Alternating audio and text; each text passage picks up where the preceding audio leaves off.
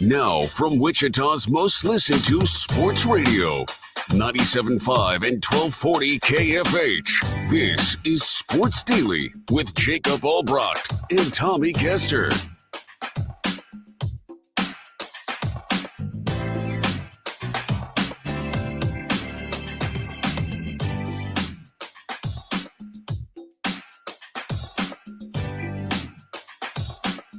Happy Friday.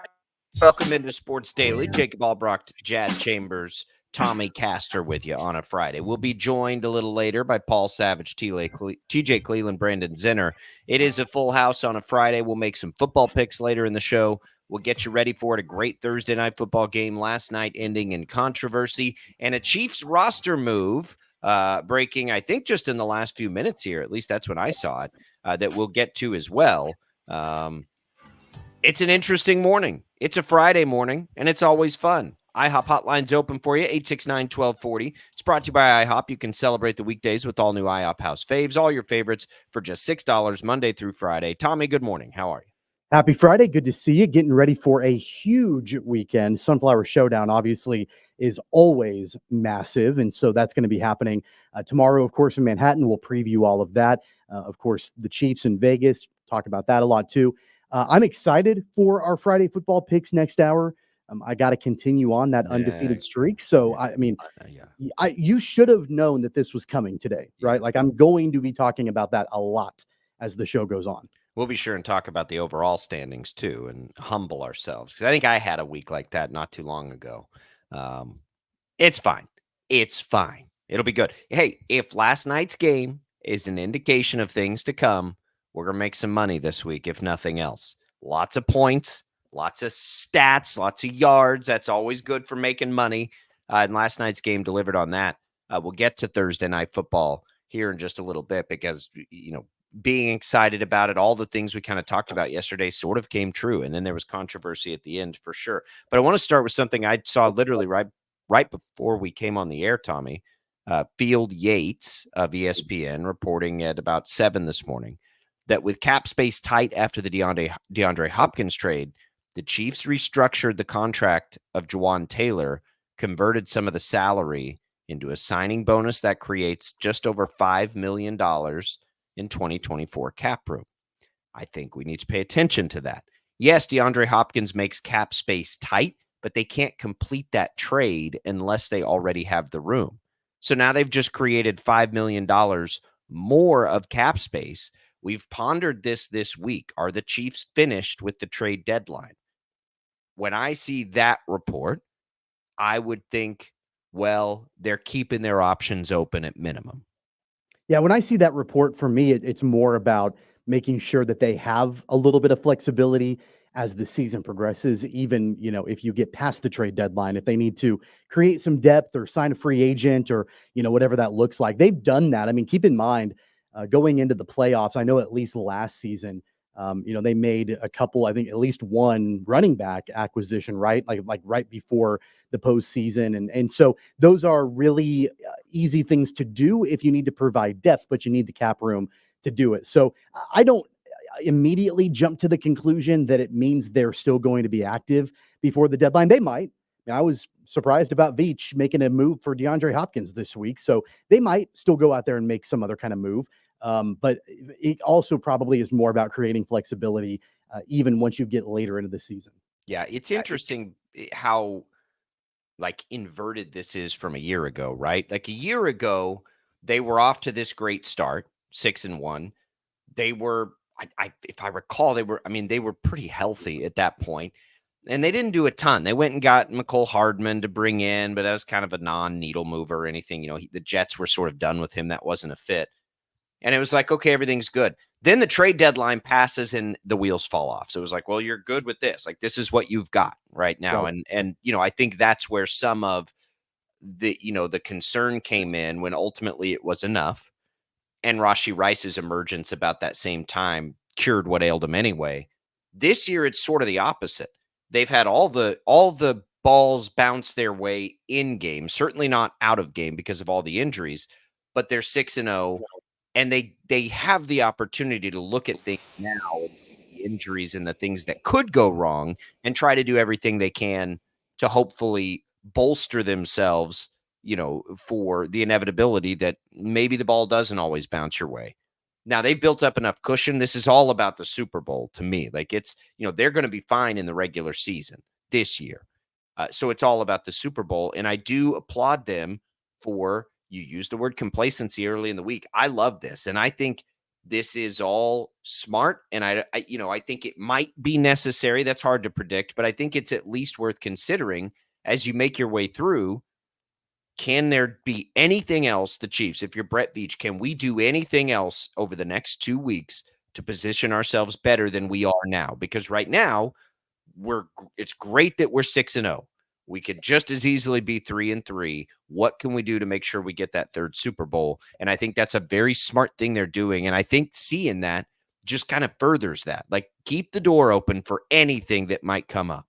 And if they do end up making some other kind of acquisition before the trade deadline, if Veach goes out and is able to work a trade with another team, based on what happened last week in San Francisco, I think that for me at least, the priority shifts a little bit. Of course, they bring in DeAndre Hopkins, and I've heard a lot of chatter about could they go get another wide receiver and maybe do a pick swap or something and send a 7th rounder to a team to bring in more depth at wide receiver. For me, honestly, it's more about secondary help with Jalen Watson going down at this point, just based on what happened last week and the fact that they went out and got DeAndre Hopkins. And I know we've talked about left tackle and could they do anything there.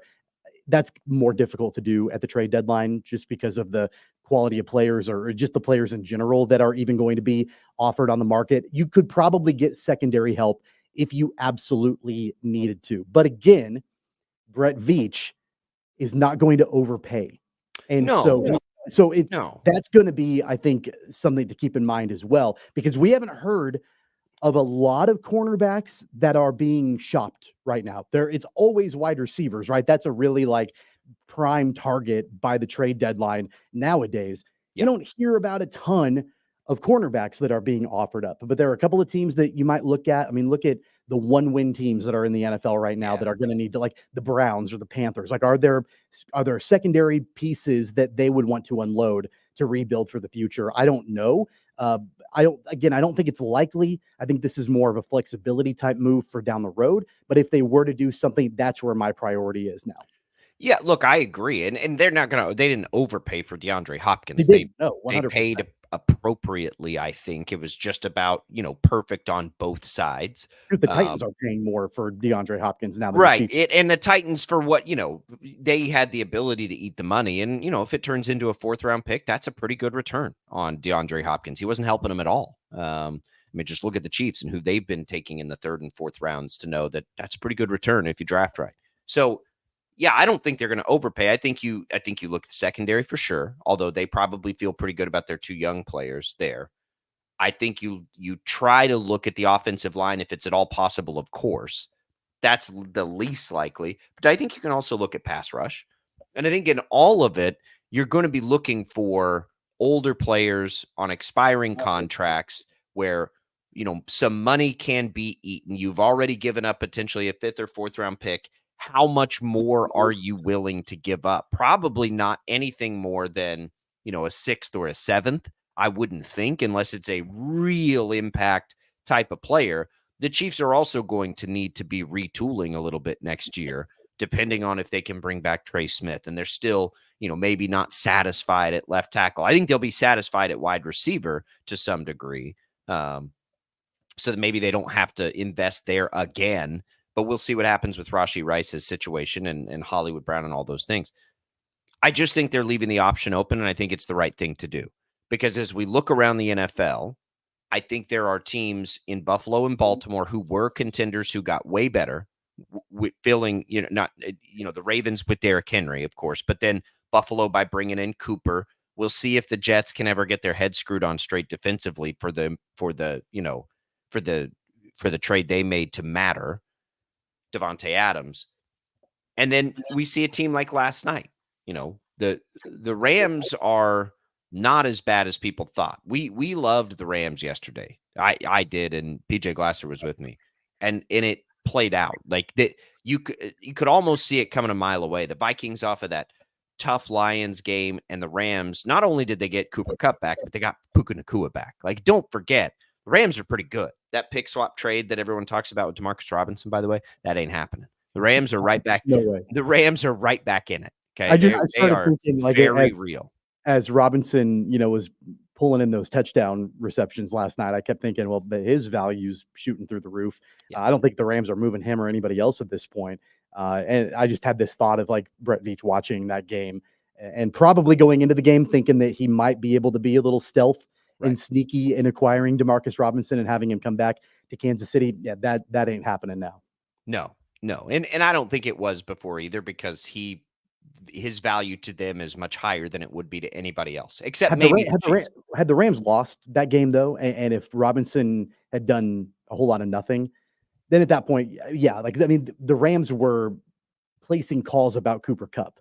Yeah. So if they were willing to do that, had the Rams lost last night, I think they would have been willing to make a phone call or at least have a conversation about Demarcus Robinson. The other piece of that is what the 49ers are going through right now. To me, if I'm looking at all the teams in that division, and we'll get into the game last night in our next segment, the Rams would be the team to beat based on the roster that is on the field. Now, they've dealt with their own injuries. It's amazing how much better an offense can look when you bring in 2 Pro Bowl wide receivers, Sure. 1 Hall of Fame wide receiver in Cooper Kupp. So, like, don't count them out. But I think bigger picture as it pertains to the Chiefs is you look at these things and you have to think about the entire field. And this is unique to the Chiefs this year, by the way. I don't think always it's this way, but man, that history is sitting there for the Chiefs. And that is the part for me that's always made this season a little bit different. Travis Kelce may be done after this year. Who knows what Andy Reid's going to do? Patrick Mahomes is he's not old, but he's getting older. There's a lot that just sits there this year as like, maybe you put the bookmark at this chapter, and then maybe, the Patriots had 2 dynasties within a dynasty. I don't know if that's going to happen to the Chiefs. I don't think it will, but it'll be very different when Travis Kelce's gone, and if Andy Reid ever retires, and if all of these great players they've had just get too expensive, like, they're going to have to at some point take a breath, catch up, and reload a little bit. They've done such a great job of stretching that out as much as they can, but there's no reason to me to not push it all in for this year to try to get that historic mark while you still have all these people. So when I see things like creating cap space, it makes my eyes light up, because it tells me they want to make sure that they've done everything they can possibly do by the time we get to January to give themselves a chance to make history. There's a reason it's never been done, right? It's difficult. This kind of year can fall into your lap where all your wide receivers get hurt, or, all the weird, stupid, fluky things that happen in the NFL. And so the Chiefs, now who know they're going to be fine in the regular season, what can you do to get better for the postseason? What can you do to make sure these teams who have all gotten better around you haven't passed you up? Normally, I would actually disagree with that. I mean, and that's really been my, thought process for most of this season going into it. They went back to back, trying to three-peat, all of that. Really, the DeAndre Hopkins trade has kind of changed my viewpoint on all of this, because I entered into this season, and really, even as they went 6-0, I really believed that Brett Veach's mentality as the general manager was stay the course. We don't get off of what we usually do. We do what we do. If we continue to do what we do, then that means that we're going to continue to strive to go play in the postseason and to win another Super Bowl, but we're not going to shift off of that to go and try to acquire people or try to do things like big splashy things to push all of our chips in this season. The future be damned. That really wasn't what I thought was going to happen. And I'm not saying that has happened, but my mentality has shifted a little bit. I'm not going to lie. When Veach acquired Hopkins earlier this week, that kind of shook me a little bit, because it completely, in my mind, turned that philosophy kind of upside down, because it was a high profile move. for a team that I really thought they were going to say, we do what we do, and we are going to continue to keep our heads down, roll with the guys that we've got, and, continue to try to just not only win now, but not mortgage our future also in the process. They haven't done that. I'm And saying they they haven't done that. won't. But And they won't. I really felt like the DeAndre Hopkins move was of a higher consequence than what I thought they would do. And here's another realization that I had surrounding all of that. Going back to us talking about Demarcus Robinson and the Rams, there were all of those reports a couple of days ago that the Chiefs had conversations with the Rams about Cooper Kupp. Obviously, the financials didn't work out. The Rams, I guess, weren't willing to eat enough of Kupp's contract to be able to make it work. The Titans were with DeAndre Hopkins. That's why the deal went down the way that it did. If the Chiefs and the Rams had conversations about Cooper Kupp, you better believe they also had conversations about Demarcus Robinson. Sure. Those conversations, I guarantee, also happened between those two teams. The Chiefs could have very easily said, yeah, you're not really able to take on the contract or most of the contract for Cooper Kupp. Let's go ahead and get a deal done with Demarcus Robinson. That's not going to be a major deal, but it does add depth. And he's got familiarity with the team, with all of that, the organization and the philosophies and everything. They didn't do that. They went back and they traded for DeAndre Hopkins. That's a higher profile move. It's a move of more consequence, hopefully in a positive way for Kansas City. That's a different mentality than what I thought they were going to do. And I think what we have overlooked is when we try to compare it to last year, their desperation to do something came after the trade deadline, right? It wasn't like they couldn't do anything at the point where things were unraveling on them. And so, like we've said a billion times, like I'm not picking any of these teams to beat the Chiefs right now in the postseason, because I think like how could you, based on what we see in those individual games? But that doesn't mean that it can't happen. It doesn't mean that, the Chiefs have won some really, really close games in the postseason over these last 2 years. So, like, if I was to look at it, and I think this is how you have to approach it if you're the front office right now. We watched that game last night, which again we'll talk about in just a little bit. If I told you right now that the Chiefs are going to play the Rams in the Super Bowl, what is that? A 4-point spread? Like, that's not some definitive, like, oh, they would kill them. No, they wouldn't. And that's the Rams, right? Could you say that about the Ravens, the Texans, the Bills, the Steelers? Could you say that about the Lions, the Vikings, the Packers? No, I don't think that you can. So why would you just sit still? Like the teams that will compete are all good. And, based on what we've seen this year, just be realistic with it. The Chiefs can get better. They've got room to get better. For sure they do. And so I think that they're just doing all the due diligence they can to make sure they're in the best possible position when the time comes. They didn't get that luxury last year. Things unraveled after they got off to a great start. They didn't feel like they needed to. The DeAndre Hopkins move is a big move. It's a big move. They don't expect Juju Smith-Schuster to be out the rest of the year. Even if he's out 2-3 weeks, he'll be back. Hollywood Brown could be back. Rashee Rice probably won't be back. Worthy will have developed for another few weeks. Like, they have the firepower. Isaiah Pacheco's coming back. That still doesn't mean they can't get better on the lines. Doesn't mean they can't try to make up for the Watson injury now. They've been, we can laugh about how it's all piled up at the beginning of the season.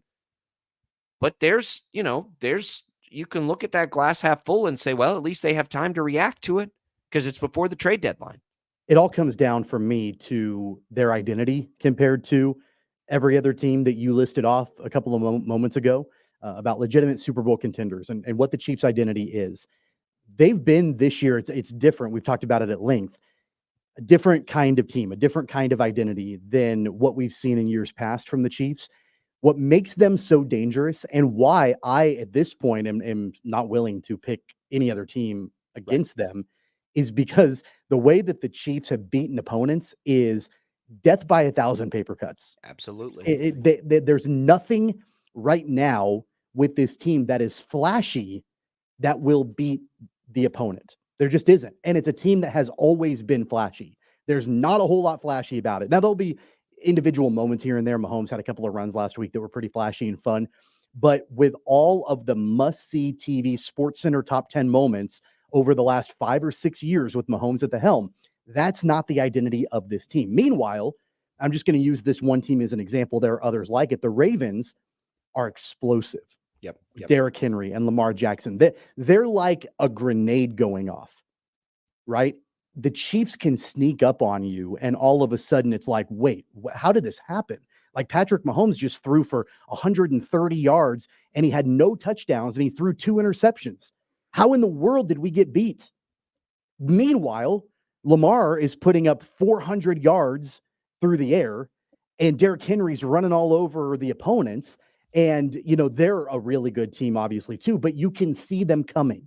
You can see the Ravens. You can see every other team coming. By and large, what a lot of these other teams are going to do. You don't know how the Chiefs do it, but they do it and they get it done. Yeah, that's what makes them so dangerous. It's the defense.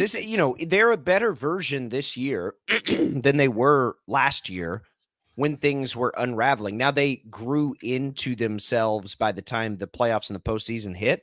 They just got to start this year where they ended last year. They know that's what they want to do. Another good example, I just look back. You were making me think of the old Chiefs and how they were flashy. They traded for Melvin Ingram right before the trade deadline in like 2021. That was the kind of move I think they're still setting themselves up to be able to make. Where is a really good player, just like D-Hop, where's a really good player who hadn't had a chance to win that could come in, give us, even if it's limited snaps, and make an impact on a game? Those are the kinds of things. I think they're gonna try to do something else. What started this entire conversation is they restructured Juwan Taylor to free up about $5 million of money. And yes, that happens after the D-Hop move, but they couldn't have made the D-Hop move if it didn't fit in the cap. They were already in the cap. They freed this money up to keep their options open. I'm going to give you one name because you mentioned somebody that's a veteran defensively that they can make a splash kind of along the same lines as DeAndre Hopkins. I don't think they'll do it, but man, I think a Budda Baker trade would be outstanding. The Browns are bad. The Chiefs need secondary help. He's a veteran. He can join a contender immediately and play for a Super Bowl. That would be the kind of move that I think you're referencing. I would, if I'm guessing right now, I would guess that the Chiefs will make another move, and I think the most likely move is pass rusher. I'm excited about it. Let's make the team. Again, it's the inverted Patriots, to your point. Yeah. The Chiefs were flashy at the beginning of the dynasty and now have morphed into this team nobody can figure out how they beat them every week. Just the opposite of what the Patriots did in theirs, right? Those early years, it was like, how's this team beating us and winning Super Bowls? And then it got flashy, right? And then Brady started to pile up the yard. We flipped it upside down here. By the way, I said the Browns, he plays for the Cardinals. I mean, the Cardinals should move Budda Baker and have him be able to be joining a contender and competing for a Super Bowl. I would be on the phone with San Francisco over the next 2 weeks if something else bad happens to them and ask about Charvarius Ward. That's who I would ask about. Yeah.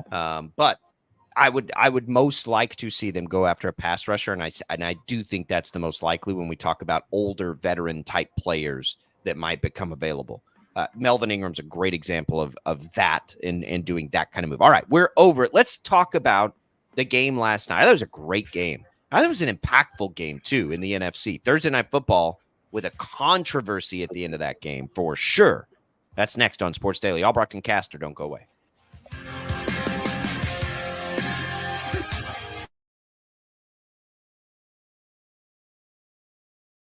A mourning widow sells her husband's car trying to move on, but the checks came back in his name. How do they expect him to cash this check? Looking for answers, fact finder Brandon Stitt went to the Department of Revenue.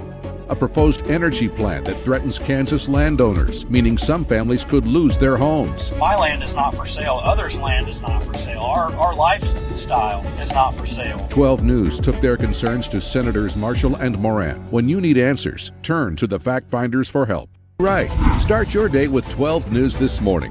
Get ready with Jake's accurate hour-by-hour forecast, so you'll know if you need a jacket when you walk out the door or an umbrella by lunch. Start your day knowing what happened overnight and what's happening now. Live, breaking news all morning long. And plan the best route to work and school with traffic from across Kansas. Start your day right. Start your day with 12 News This Morning on KWCH and KSEW. Hey, Wichita, Jim Rome here, celebrating over 25 years as the #1 midday sports talk show on Wichita Radio. Find out why. Tune into The Jungle, weekdays 11 until 2 on 97.5 and 1240 KFH.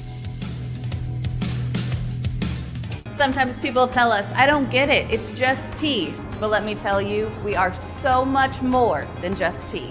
With more than 25 flavors, the possibilities are endless. Come on in and try them all for free to find your favorite or get us on the go for your busy lifestyle.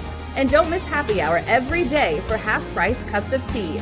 So the next time someone tells you it's just tea, tell them to come by and find out why we say drink tea, be happy. Clouds are not just the canvas of our imagination. They tell a story. Clouds affect the events of your day. Sometimes they growl, sometimes they inspire, but they're always the messengers of nature's mood written in the sky. Storm Team 12 understands the language of clouds. We're dedicated to decoding their message so you know what to expect. Behind every cloud, there is a story waiting to be told. Trust Ross Jansen and Storm Team 12, alerting you first to the impact on your life. When you need help, remember, you're not alone. We are here. We are neighbors. We are together. We are Kansas.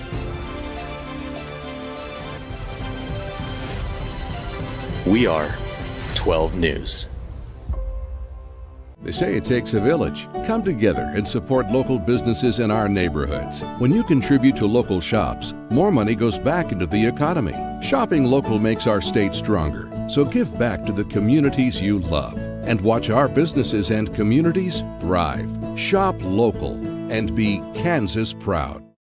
At 12 News, we know you're busy, which is why we're here whenever you need us. Anytime, any screen. With live breaking news. Critically hurt after an apartment. Storm Team 12 forecast. Snowing for many miles. And the stories you don't want to miss. The scene's still very active. Just search KWCH 12 News wherever you stream and catch up on the latest news of the day. All for free and on your schedule, hopefully making your day a little bit easier. And did I mention the Storm Team 12 forecast? 12 News whenever you want. Sometimes people tell us, I don't get it, it's just tea. But let me tell you, we are so much more than just tea. With more than 25 flavors, the possibilities are endless. Come on in and try them all for free to find your favorite or get us on the go for your busy lifestyle. And don't miss happy hour every day for half-price cups of tea. So the next time someone tells you it's just tea, tell them to come by and find out why we say drink tea, be happy. Determining fact from fiction. That's our full-time job. You need to have someone give you the whole story from every side. To help you when no one else is listening. You need someone to put you first. That's what we do. We bring you the facts first. When you need it. Wherever you are. 12 News. Facts first.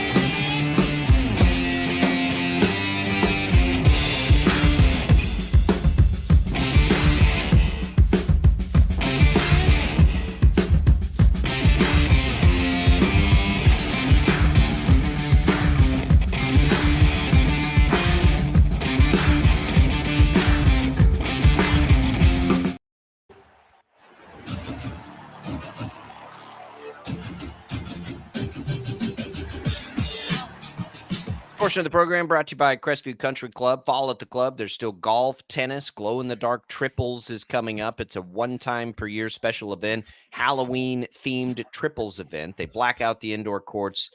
They light everything up. High energy. Got the music going. Drinks a la carte. It's triples, which means you be a part of a team of 3 or 4, taking on other teams of 3 or 4, and then you rotate after every point. Costume contest. Prizes will be available. Check it out, Crestview Country Club. More than golf, although I did play about 7 holes of golf yesterday. A little windy out there. Did you? I got did you in blow it away? just before the wind picked up about hole probably 5 or 6 Okay. when I was out there. And then I just ran out of time. So it timed out just about right for me. But it was nice to get out there. That's one of the things I like about it. Busy schedule. Get out there, get as much as I can, and then get on with my day. Tommy, I forgot all about this. It's the exhibition game tonight for KU in Arkansas. It is. 8 o'clock. That's going to be very interesting to see.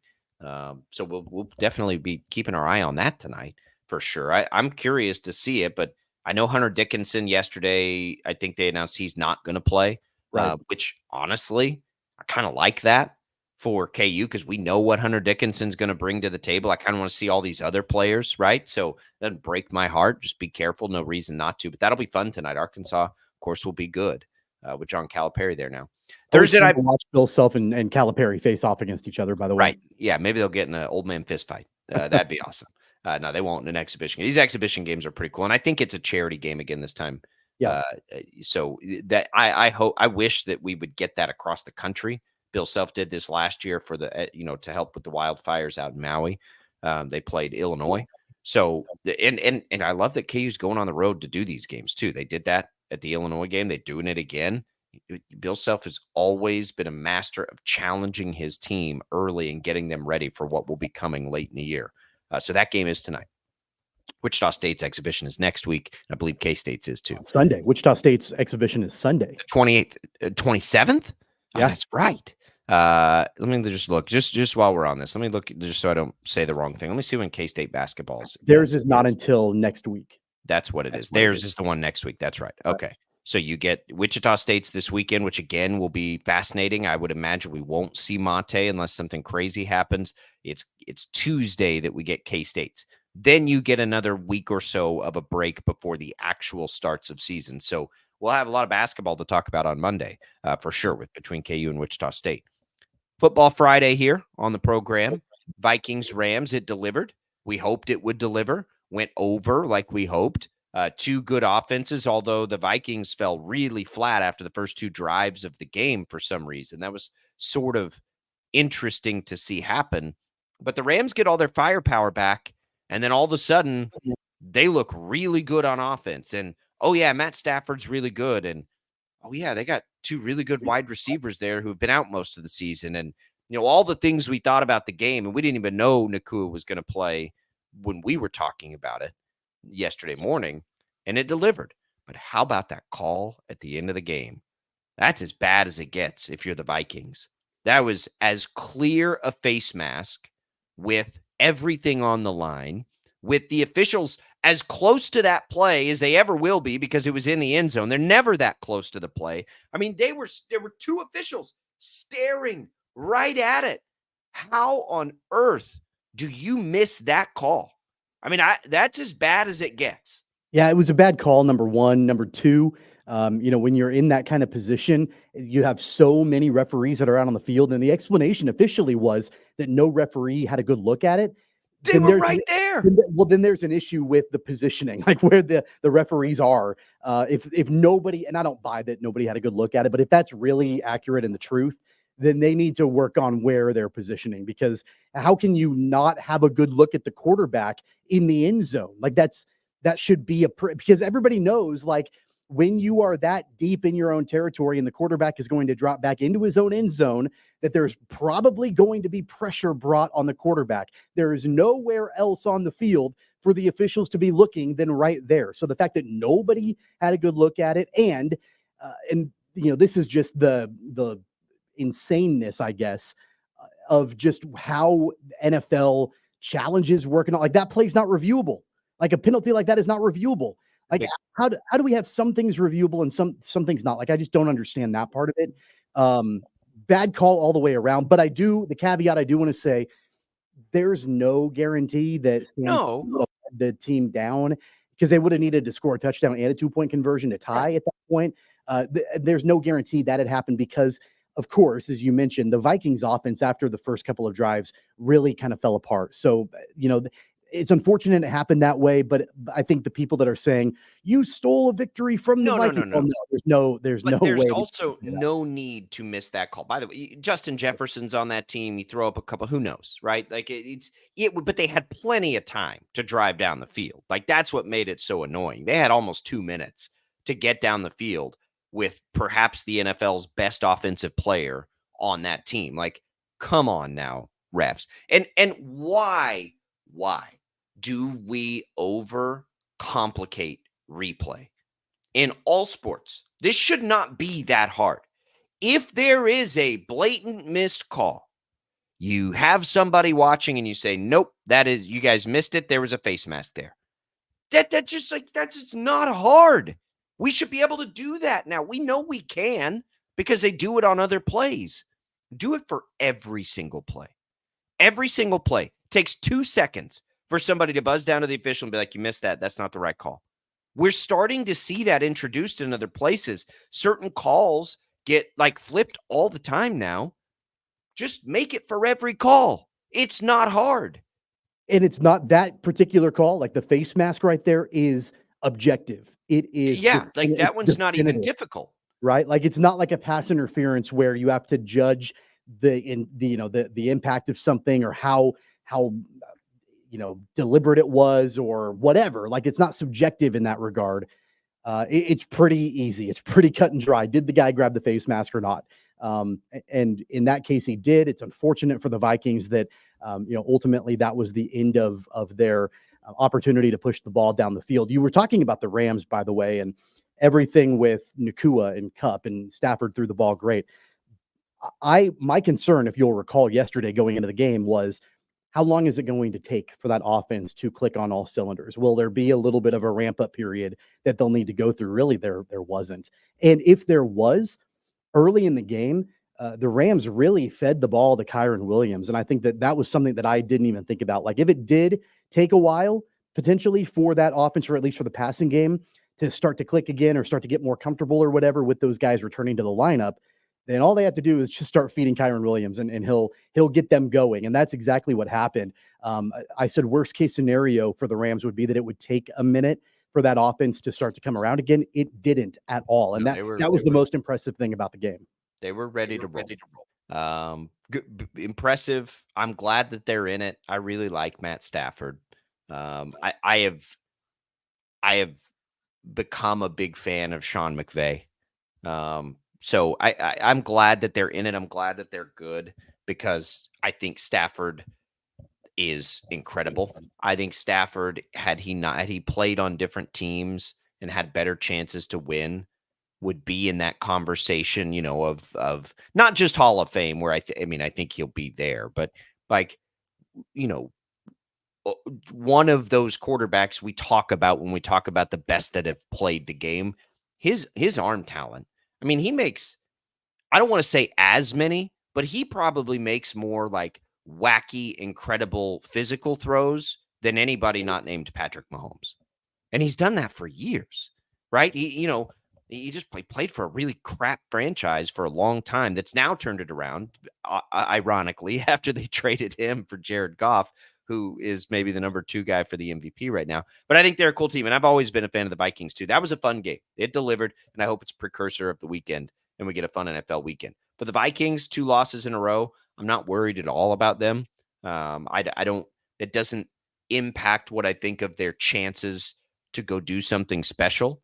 I don't think they're going to anyway. But this doesn't change that opinion by any means. Their offense fell flat for a while, and credit probably goes to the Rams for that. Not totally sure, but they're going to get Hawkinson back at some point too and get even more dangerous offensively. But a great game. 2 good teams, 2 contenders, I think, in the NFC for sure. By the way, I traded TJ Hawkinson in one of my fantasy leagues earlier this week just because I'd had him and I had him on IR for quite a while. It was actually our dynasty league that you and I you trade him to me? No, I traded him to somebody else in that league. I had him on. You traded him to me too. I had him in another league. This week, my dynasty league that you and I are in, I had him on IR, had him there for a long time. And I kept expecting eventually he would come back. And I know he will, but I had the offer because it's a dynasty league to be able, we get draft picks, and I wanted a draft pick. And so I traded Hawkinson for a second rounder. Yeah, he's good. He'll be back. I thought he'd be back this week. I bet it's next week. Yeah, you traded him to me too. I thought you just couldn't be patient. I could, well, but also I've had other tight ends that I feel have stepped up and I feel pretty confident about. Hey, thanks a lot. I don't have any. I really could have used him. You could have traded him to me twice. All right, let's take a break. We'll come back. World Series starts tonight too. So we've got some things out there coming tonight. We got top of the hour football picks incoming. I'm excited. We got a lot of fun ones to do there. So it's Albrecht and Caster. The IHOP hotline is open. We'll get to a voice message through the Odyssey app when we return as well. It's all coming for you on Sports Daily. Don't go away.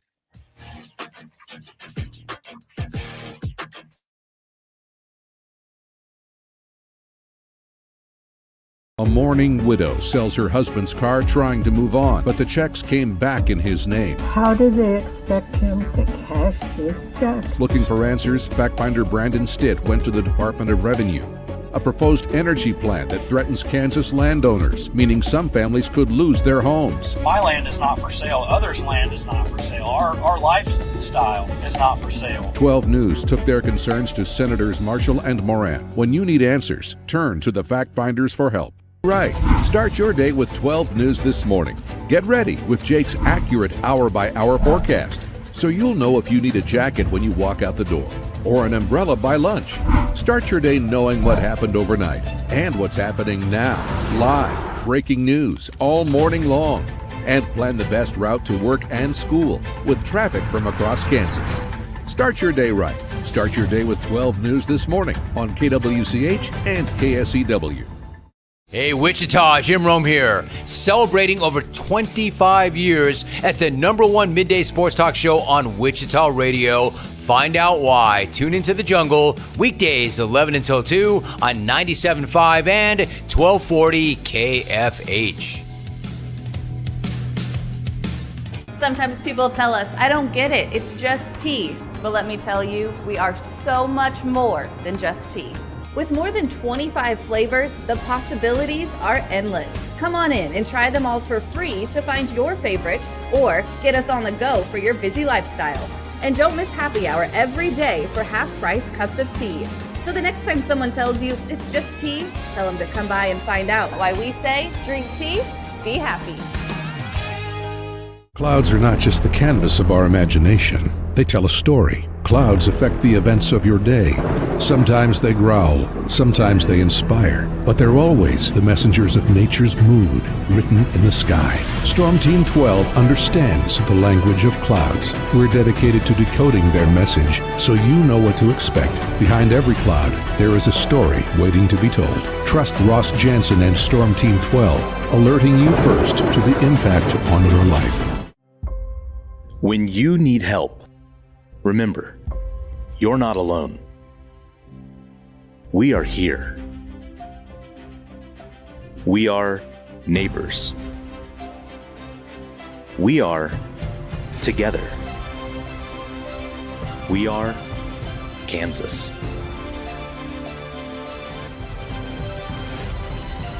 We are 12 News.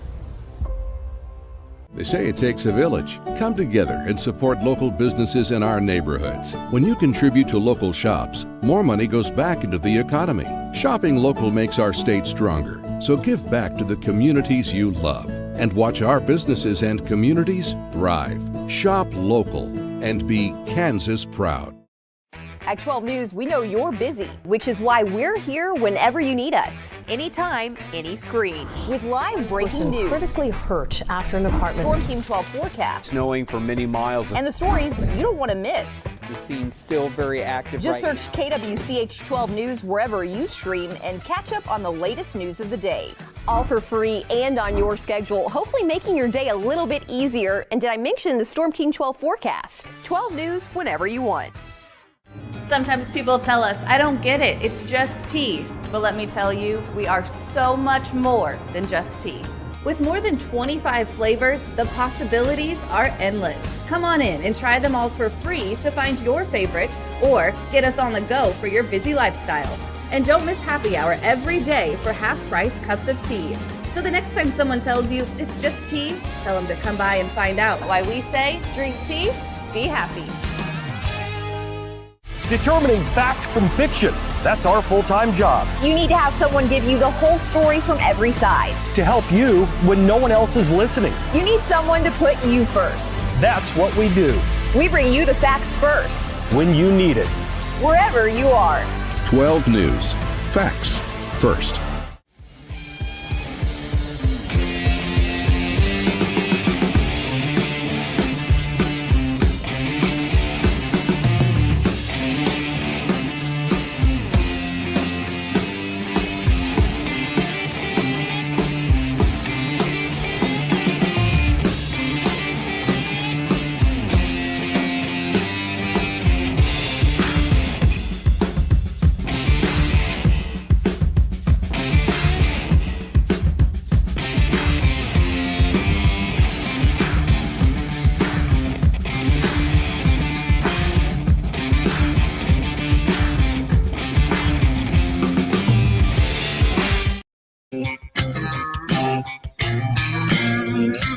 Let's win a prize here, our HTO Text to Win contest. You can enter by texting the keyword T right now to the short code 20357. What that'll get you is a free iced tea card featuring new seasonal flavor peach cobbler, by the way, as well as a free iced or hot coffee drink from HTO as well.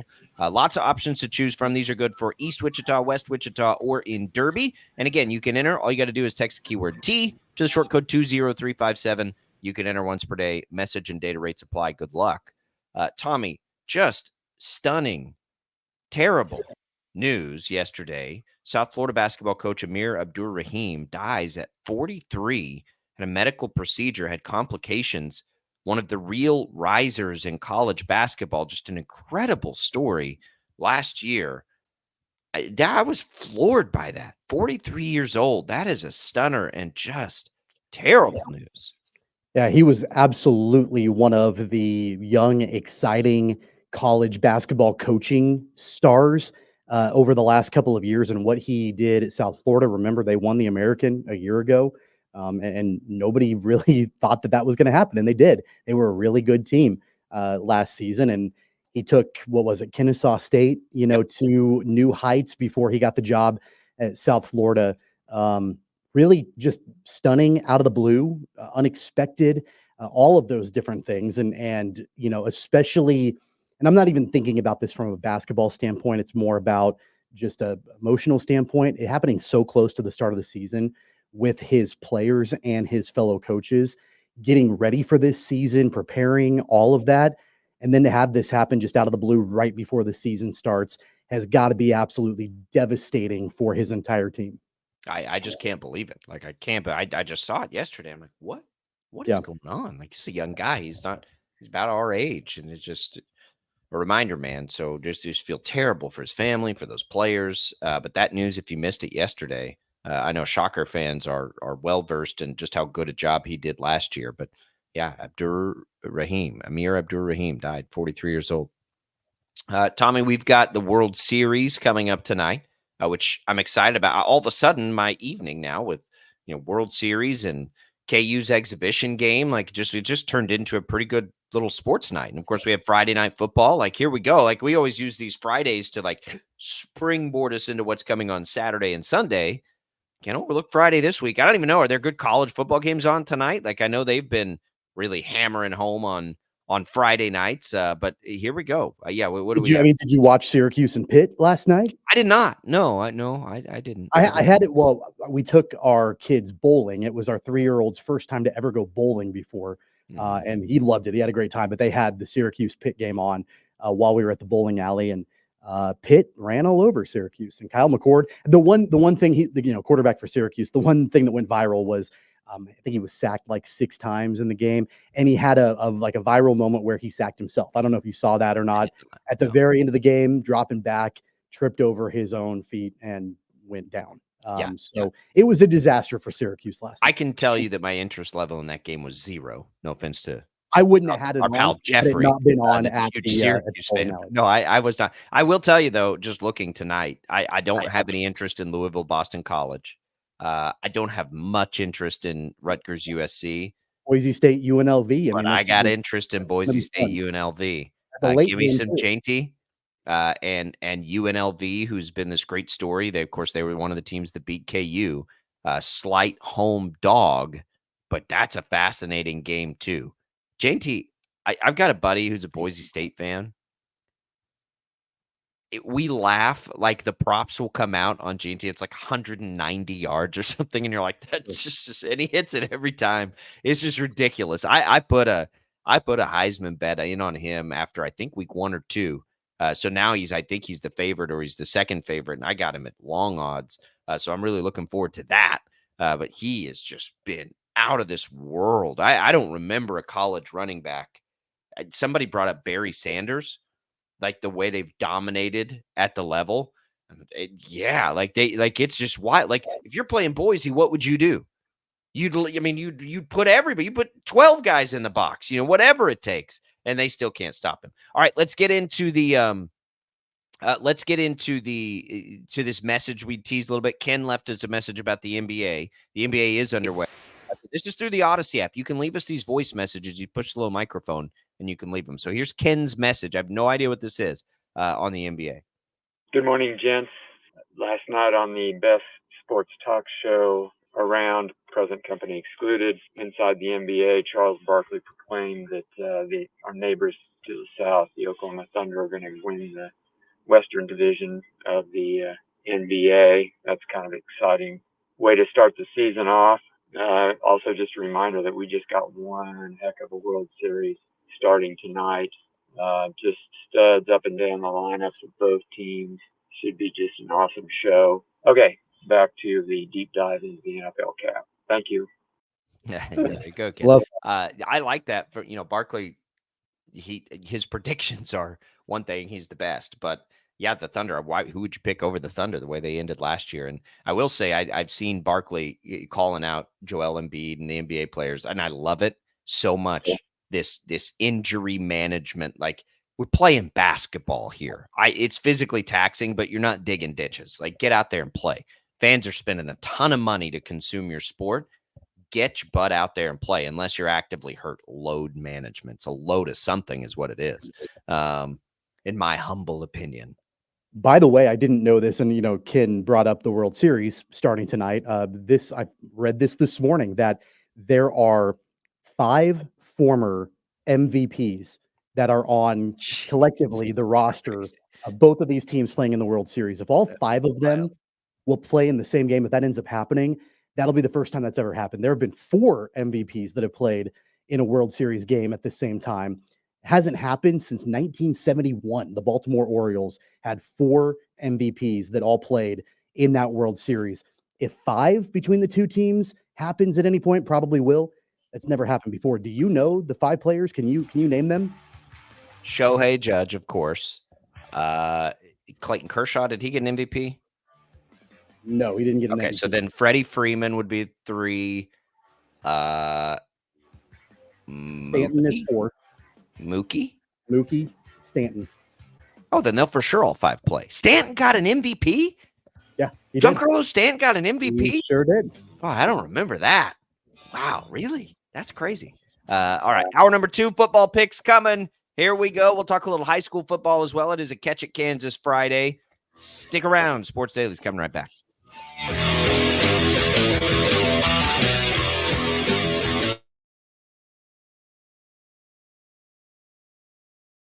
A mourning widow sells her husband's car trying to move on, but the checks came back in his name. How do they expect him to cash this check? Looking for answers, fact finder Brandon Stitt went to the Department of Revenue.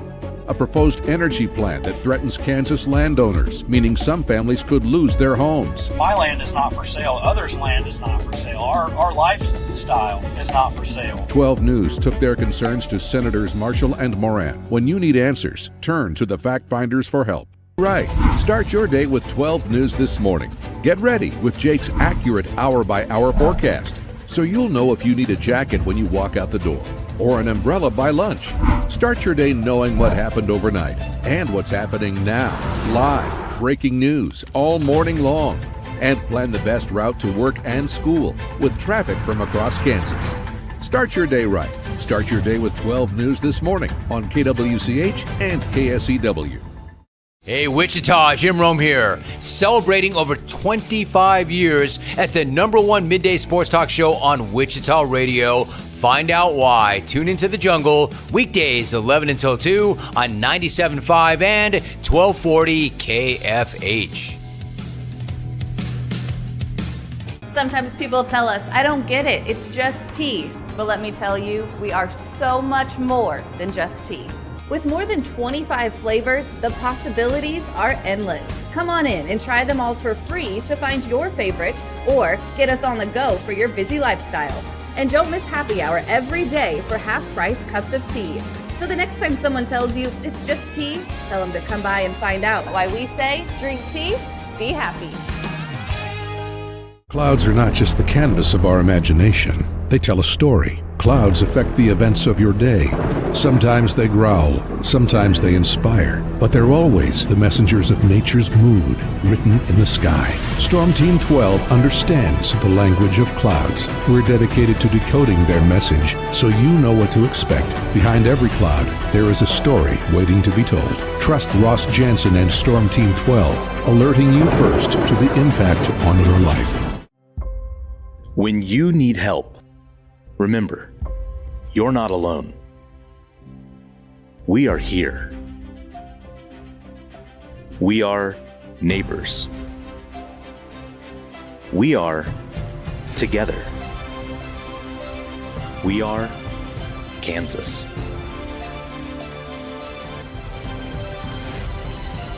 We are 12 News. They say it takes a village. Come together and support local businesses in our neighborhoods. When you contribute to local shops, more money goes back into the economy. Shopping local makes our state stronger. So give back to the communities you love and watch our businesses and communities thrive. Shop local and be Kansas proud.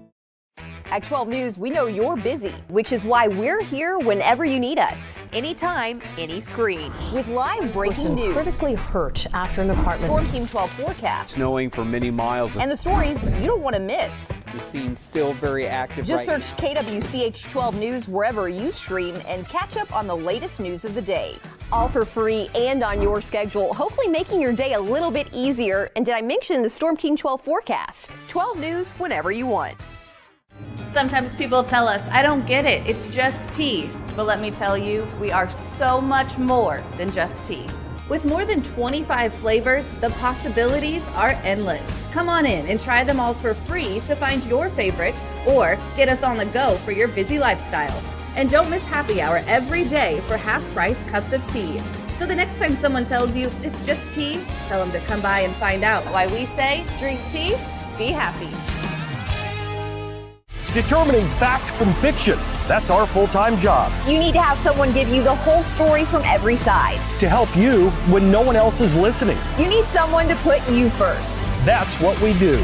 We bring you the facts first. When you need it. Wherever you are. 12 News. Facts first.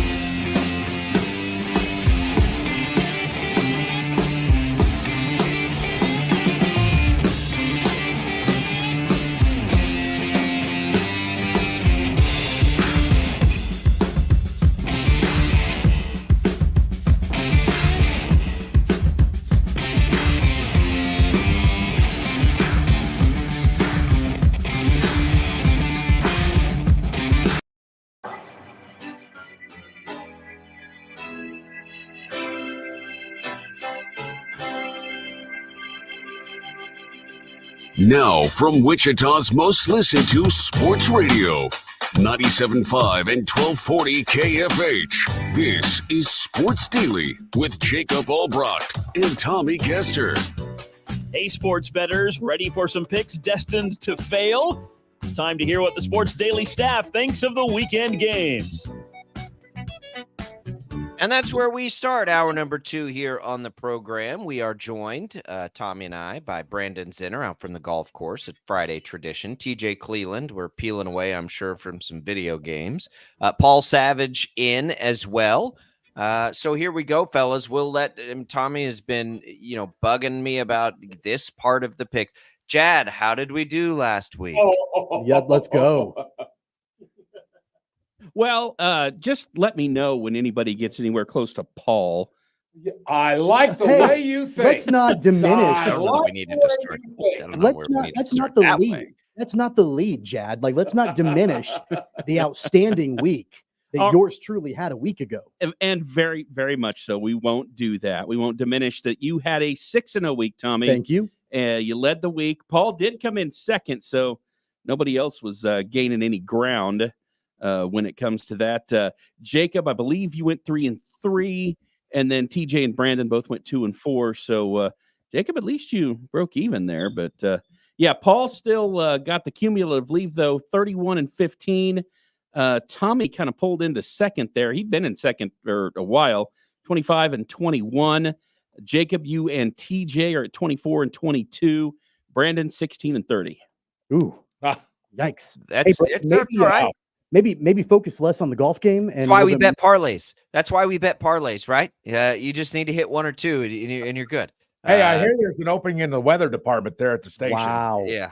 We do it all there. All right, Chad, hit the music. Let's do this. We start in college football. LSU, Texas A&M. Tommy wins the week last week. Tommy can go first. The Aggies are 1-point favorites at home in a big SEC showdown between one-loss teams. Tommy, where you at on this? I'm a big believer in Mike Elko and the Aggies. I know that it's taken a little bit of time to get things rolling, but man, it's such a breath of fresh air to have a competent coach coaching Texas A&M. It's been a minute since that has happened, and I think a lot of it is just obviously the extremely high expectations that everybody has on A&M. Elko, I think, will live up to that eventually. He's already started that process. I like them at home. It's basically a pick 'em. They're laying a point, but I'm going to take A&M to win, and I'll lay that point. Paul, can the pretend Cajun Brian Kelly make it back-to-back road wins in the SEC at a place like Kyle Field? You know, something I don't know, and I don't care. All I know is that Tommy Castor may be the greatest picker of all time. So in order to give him the dues and the honors that he has received from this week's accolades, I'm going with Texas A&M as well, only because Tommy Castor took it. That's the last one. That's my salute to you. Thank you. I'm done. Now I'm picking on my own, but that was for you, big boy. Yeah, I'll go A&M as well. It is back-to-back road games at Arkansas. And LSU looked really good last week, but now they got to stay on the road, go down to A&M. These are two really good teams. This will be one of the better games this weekend, but I'll take the Aggies at home when it's essentially a pick 'em. Brandon, what do you think? Well, I had one strategy going into this round of picks, and I've heard the first 3, and I see potential for something else. So I guess give me LSU, boys. Take the opportunity. You gonna give them the island team? I think I am. I'm going with A&M. I think that the last time that I picked against Kyle Field, whenever Mizzou went there, Mizzou got absolutely embarrassed a little bit. So I'm going to pick A&M. They've got it rolling since they lost Notre Dame. I think this would be 7 straight, I believe. They can get this one done. I think they do it at home. How about the fishiest spread of the week next? BYU going on the road to UCF. UCF is favored in this game, Paul. Are you buying that? No. UCF a favorite at home? No, I can't. How can you buy this? I mean, I thought you had it. Are you sure you don't have a typo? Are you sure? I'm certain. I know. I'm going to take BYU. This might be the easiest pick of the week. Am I wrong on that? I'll go next. I don't know. They, on the road last week, UCF had Iowa State on the ropes. They've got one bad loss to Colorado at home. They've been really close, if not winning some other games. BYU's really good. BYU survived Oklahoma State on the road. I think there's a reason UCF's favored. I think Vegas is pretty smart. I'll roll the dice on it. I'll take the home favorite, even in a 3-4 versus 7-0 matchup. Give me the Knights, baby. DJ's shaking his head at me. it's insane that this line is a thing because UCF hasn't won a game since September 14th, and they're favored against an undefeated team. It's unreal. Like, I understand that they're taking these teams to the wire and everything like that, but in the same breath, the Kansas Jayhawks have taken every single team to the wire that they've lost to, too. You think that they would be favored against BYU right now? I don't think that they would. I'm not going to make this complicated. I'm going to pick the undefeated team to cover the spread. Brandon, what happens most of the time when we think, man, that's a weird line in Vegas? Like, why would they do that? That's so obvious. Like, it's just such a no-brainer. We've been here before. It usually goes the other way. Vegas always knows, but you know who knows more than Vegas? So far this year, Paul Savage has proven that, and I'm going to ride with Paul Savage. That's right. If only Paul actually bet his picks, he'd be a rich man. Tommy, what do you think? Give me the island. Give me the island. Well, look, I mean, BYU's quarterback Jake Retzlaff said earlier this week that UCF is the best 3-4 team in college football. The thing that's interesting about, the home field advantage when you talk about that is that it only matters if you actually can take advantage of your home field advantage. UCF hasn't been able to do that, losing to Colorado and Cincinnati. They're due to make that happen. BYU is due for a bad break. I'm going to take UCF at home. I'm going to lay those points. I'm going to take that island, boys. Damn. Wow. There's so many reasons this is a trap game. You've got Utah next week for BYU. That's a long trip for them. Stylistically, these teams are a lot alike. Like, there are a lot of trappy things in there. I was really hoping to get an island on that one. I figured I would. I guess I don't get an island. Okay. Yeah, I've got UCF. Okay. It is the fishiest line of the week for sure, which scares me. All right, let's go KU and K-State. Sunflower Showdown. It's down to 9.5 this morning. It's been as high as 10.5. I'll go first here. I do think this game will be fun to watch. I think it will be competitive. But at the end of the day, Chris Kleiman and the Cats kill people at home. I think that you've got sort of like a late cover type thing. I think this game's competitive, but I'm not betting against K-State at home. Not until. I mean, this will be the game where we see it from KU maybe to swing it the other way, but it's not going to be this one for me. I'm going to take the Cats. Brandon? I just told myself if I put that ball on the green that I was going to bet the Cats, and I'm going to this game tomorrow. I don't need Cats fans mocking me at all, so give me the Cats. All right, TJ. Did you get the ball on the green, though? That's the important that question. answered We the didn't question. answer that. I got about 6 feet for birdie. Okay, there good. you go. TJ? This one, I'm going to pick the Hawks. I don't know what it is about this one. I think if they can go on the road and do it, they looked really good last week. They're chronic, I guess not coverers because they've been favored in all the games that they've lost, but they've kept it close every single game that they've lost. I can see them doing it again in this one. And like I said, they looked the best that they did last week. And it's a Sunflower Showdown because weird things happen every single time. So give me the Jayhawks in this one. Tommy? So Kansas has only covered the spread in one of their games this entire season. It's only happened one time, which isn't surprising considering what we've seen from Kansas in this game. Really, for me, the deciding factor comes down to the game being in Manhattan. I think it's going to be a close game. I think that it's going to, or at least a close enough game. I think that at this point, really, it'll be more competitive than maybe what people think. I'm going to actually side with TJ. I think that the Jayhawks will cover. I think Kansas State ultimately wins the game, but I think the Jayhawks can keep it within a touchdown. So I'm going to take Kansas to cover. What do you think, Paul? My only question is, what time is game time? Is this a game that starts before 9 or 9:30 at night? Yes. All right. If that's the case, I'm taking K-State. Okay. So we got three K-States and 2 KUs. That's about probably where it should be. I do think that line is just about right. I mean, I think this is that. I think the game is within 2 touchdowns. So we get there. All right, let's go to the NFL. This one's a good one. Bills at Seahawks. There aren't as many great games in the NFL as there were a week ago. This is a good one. Seahawks 3-point home dogs, TJ. These are 2 pretty good teams. What do you think here?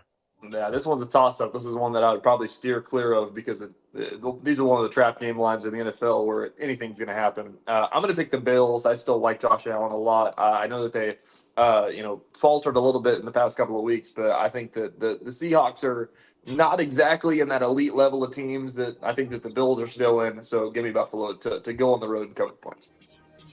Brandon, do you agree? The Vikings stink. The Bills don't. Give me the Bills. All right. Paul, you taking the Seahawks home dogs here? You know, something I'm tempted to go with the Seahawks. But dang, the Bills are just a good football team. They've got all the tools that one would need in terms of receivers, and particularly quarterback. I don't know. This is a tough one because the 3 points is a little worrisome at home. But Jimmy Christmas, you just got to stick with the quality. I'm going with the Bills. I'm joining the boys from AWCH. Oh, Tommy, I'm going to give you a chance for an island here. I'm also going to take the Bills. They've got another week of Amari Cooper. I don't like this one at all. I won't actually bet this game. If I bet anything with this game, it'll be the over. But as far as these picks go, I'll it's really a bet on Josh Allen as much as anything else.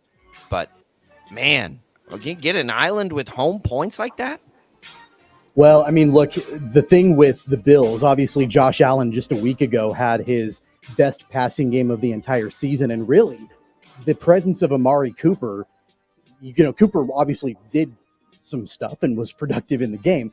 But really, I think it has increased what the other receivers want to do on that team because they don't want to lose targets to Amari Cooper. So whether you're talking about Shakir or Keon Coleman, like they both played really well in the second half last week for Buffalo. That being said, though, and I was going to take Buffalo if I have a chance at an island, I think I'm going to take the Seahawks, and I'll take the points. And the reason why there is a justification there. Kenneth Walker needs to have a really good game on the ground. Geno Smith is not going to be able to outduel Josh Allen, so the Seahawks are going to have to lean on Walker. He's been inconsistent, but he can be successful. He has been a couple of weeks this season. He's going to have to do it again this week, and if he can, I like the Seahawks, and I'll take the points. Yeah, I think that's the way to go. Nobody blames you for taking the. No, I put it in there for a reason. That's a really hard. It's a really hard game. All right, Chiefs Raiders. It's the late afternoon game there. Raiders getting 9.5 points at home. Brandon, 9.5 points at home for the Raiders. Can the Chiefs go on the road and cover that kind of number? I'm not sure if the Chiefs defense will give up 7 points to this Raiders team. I mean, they just look like absolute dysfunction right now. So if the Chiefs can score 17, they're going to cover the spread. Give me the Chiefs. You agree, TJ? All I know is that the real bet in this game is taking DeAndre Hopkins 2+ touchdowns and all the juice that you're getting on that one. Yeah, the Chiefs are going to cover this one. I think that, as Brandon said, the defense is too good. They did what they did to the 49ers. I imagine they can do it again against the Raiders this week. Paul, the Chiefs have been playing with fire in a lot of ways with the turnovers. Now they're turning people over too. Can they go on the road and cover a number like that if they, turn the ball over like they have been? Well, the Raiders are probably, would you say, maybe the bottom 7 of quality teams? Absolutely. Right? They're not very good.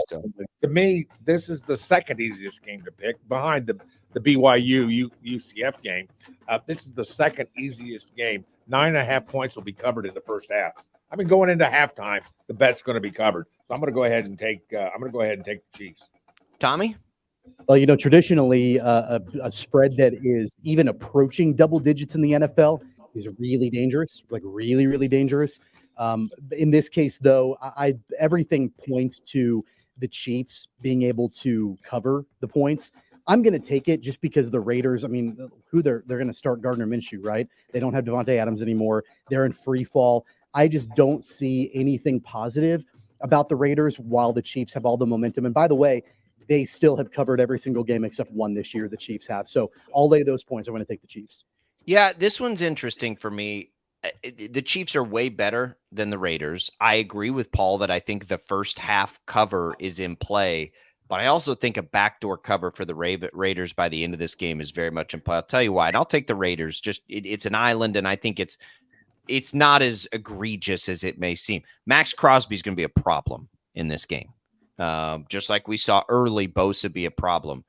And the other problem is it's kind of similar to the Niners. Now, they're not as good as the Niners, but are they close to the Niners with what they were able to wheel out there with no Ayuk and no?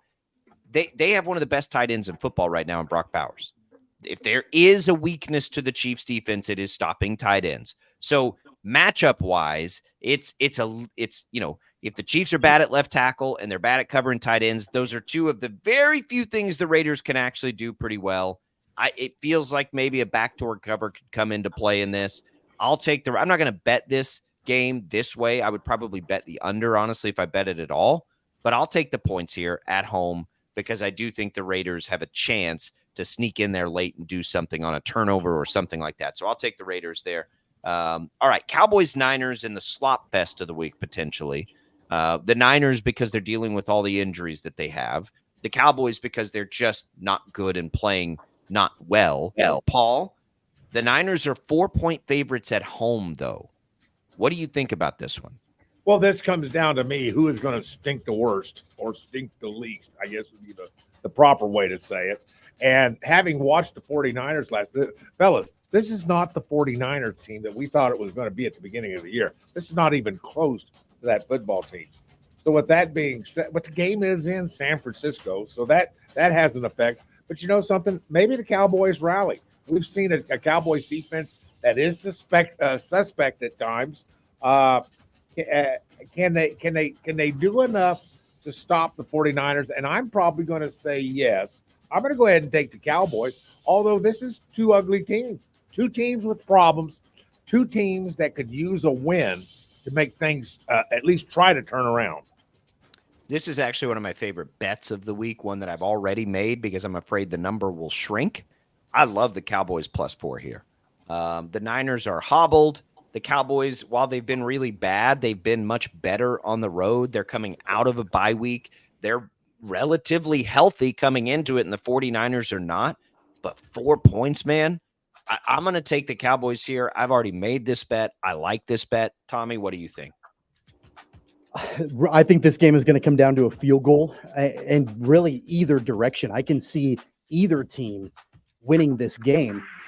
The edge I'm going to give to the Cowboys, though, coming off of a bye week. They're rested. They're healthier for sure than the Niners are. And just after watching the way that Brock Purdy played against the Chiefs a week ago, and I know defensively the Chiefs are better than the Cowboys, Purdy didn't look good, and the weapons are just not there, especially with Ayuk out. And I don't really know. Do we know Deebo Samuel's status for this weekend? I don't know what that's going to look like. So with all of that uncertainty, I don't think the Cowboys are great, but I'm certainly going to take the points. I'll join you guys and do Cowboys +4. Brandon, it might be getting an opportunity here. My least favorite bet in all of sports is the Cowboys to cover. But, yeah, I just don't see how you go with the 49ers and their health situation. So, give me the Cowboys. Tell Big Game Braxton Jones we said hello, by the way. TJ,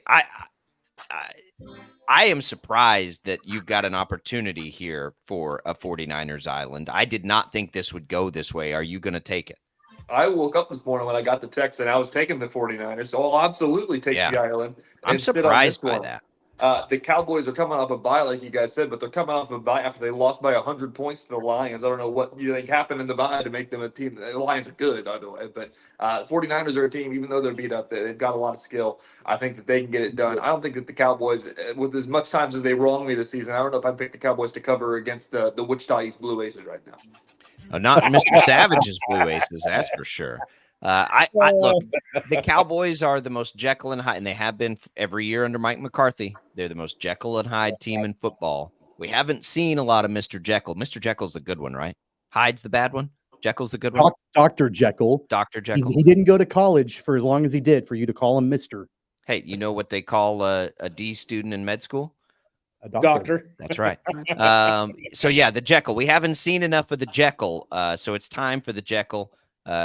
Speaking of Big Game Braxton Jones, I know he'll be going with the Cowboys this weekend.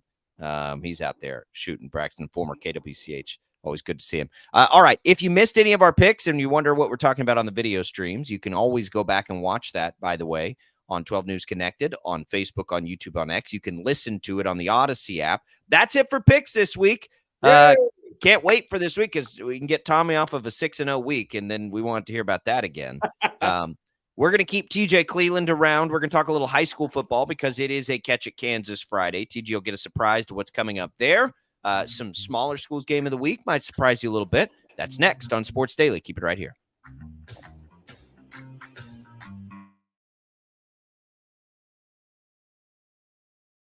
A mourning widow sells her husband's car trying to move on, but the checks came back in his name. How do they expect him to cash this check? Looking for answers, fact finder Brandon Stitt went to the Department of Revenue.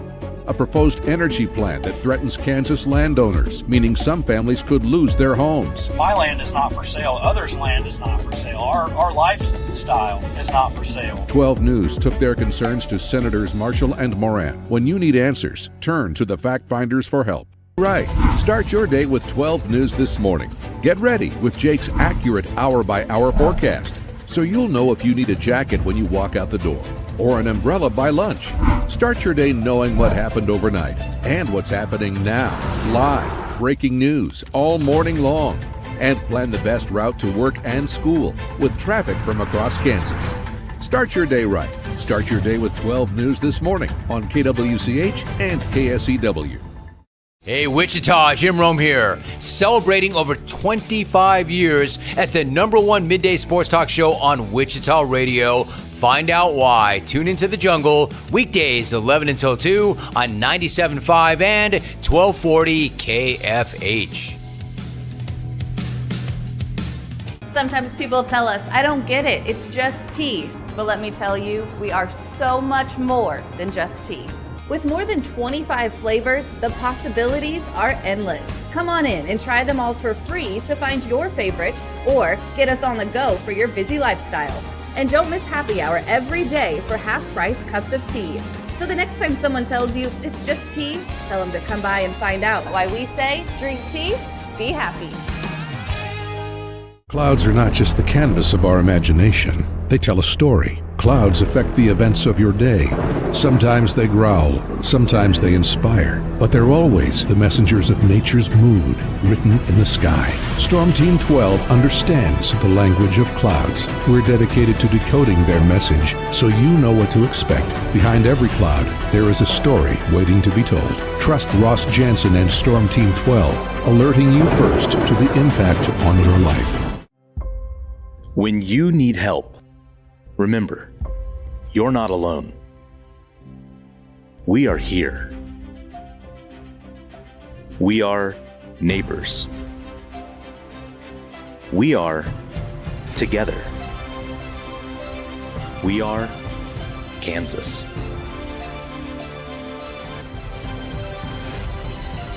We are 12 News.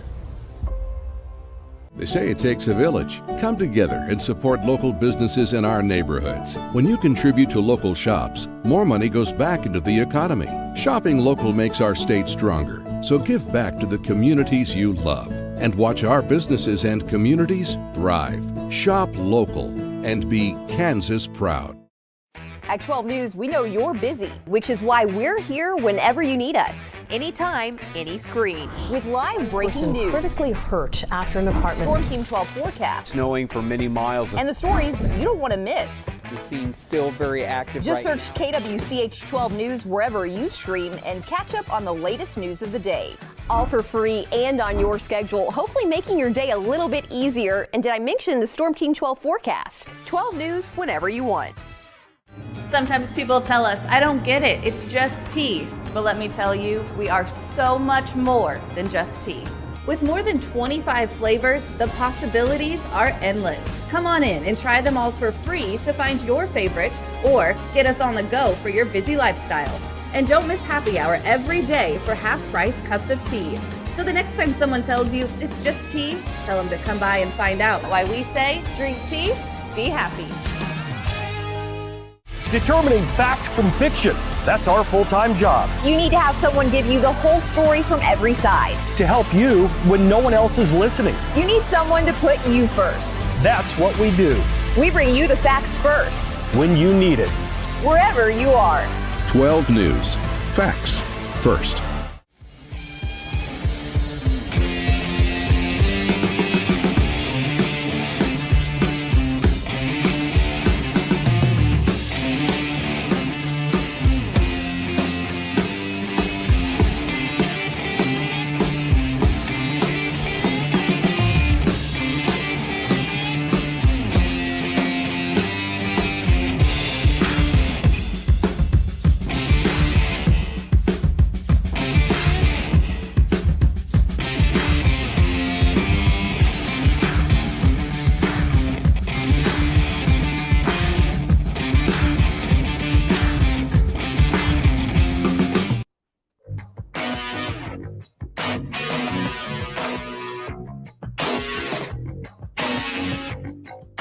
Welcome back, everybody. It is Sports Daily here on KFH. We're glad to be here with you. We're glad to be here on a Friday, which means it's a high school football Friday, a Catch It Kansas Friday, and running things over at Catch It Kansas, TJ Cleveland for us, getting everything ready to go. You had a lot of golf coverage this week, but it is about football, TJ.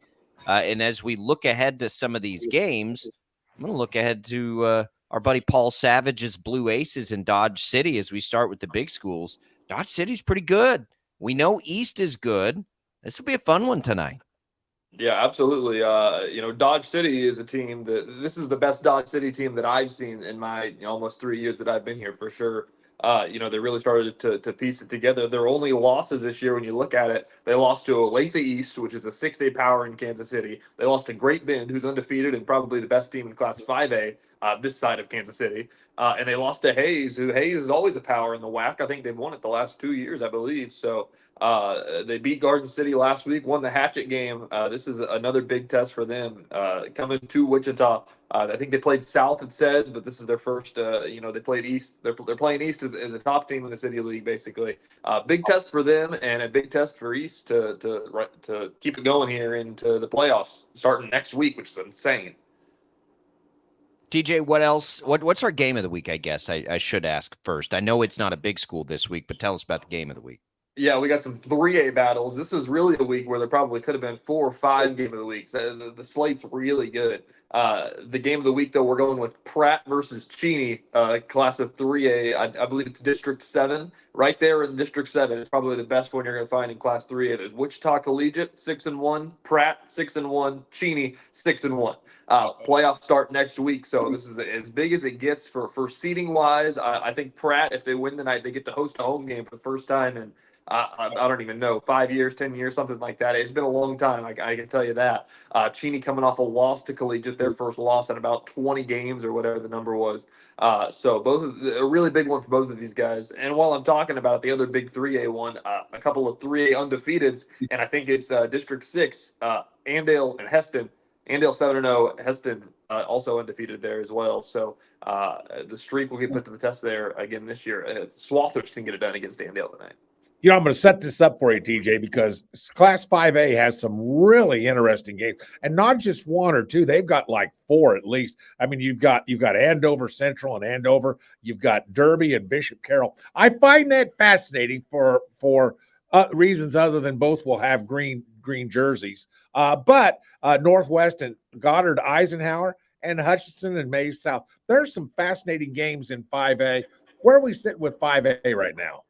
Yeah, absolutely. As I was saying, this is one where everybody can have a game of the week, it seems like, because with the playoffs starting next week, every game is a big deal because of, playoff seeding and league championships are going on the line and everything other than that. As you said, we've had Andover Central. Andover is one that we kind of circled to be a really fun one that hasn't been that fun the past couple of years. Andover Central has been one of the best teams in Class 4A, and Andover's had their struggles. This year, Andover's a pretty legit team. We expect them to win some playoff games. Andover Central is a team that has won some big ones. It could be a huge upset at that Andover's field if Andover can get it done. I'm not sure. I'll have to do the research the last time that they were able to take down Andover Central. But the Battle of Andover is going to be a spicy one tonight for sure. Yeah, that's where I was pointing. This Andover team, that it's been a long time since they've played a game this big. They're fired up to do it. They're fired up for this game. And it has been a while, but I'm not as involved in it anymore. But yeah, it's been Andover Central's game to lose for a long time. What do you think Andover's chances are in this game? Yeah, Andover's had tough games too. They've lost 3 games, but the 3 games they've lost have come to Capon, Goddard, and Eisenhower, which are all 3 really good teams. Yeah, Goddard's only lost 1 game as well. I think all of those teams are right there, 6-win, 7-win teams. Andover Central only has 1 loss, and it's to Goddard. So it really is. I mean, it's kind of a toss-up the way that I look at it. I think that Andover, they know what they do well. They run the ball really, really well the couple times that I've watched them. Andover Central's just has so much talent. We really looked at them as one of the best teams in the Wichita area. The loss to Goddard, I think that in their eyes, they got upset a little bit with all the talent that they have. Andover, as we're saying, rivalries can bring out the best. I think that I would call it, if we're putting spreads on this, it's a single-digit spread. Right now, who do you have as? If all the games were played and you were starting to work on who's the playoff matches next week, give me your give me 6, 5, and 4A. Give me the top seed who you think they're going to be. The top seeds who I think they're going to be. Just speaking about the west side, at least, as I don't pay attention to the east side. Right, that's what I meant. The west side. As much. Yes. Derby. I can't see Derby.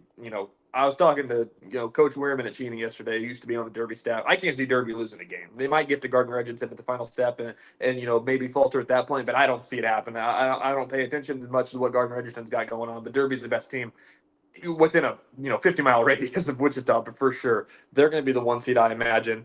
Unless some crazy stuff happens tonight at Bishop Carroll, which would be a huge upset in the city. Great Bend still undefeated. I think that they're going to be the best team in Class 5A. They're probably going to go, play the sweepstakes of who gets to play Mill Valley in the championship, I'm sure.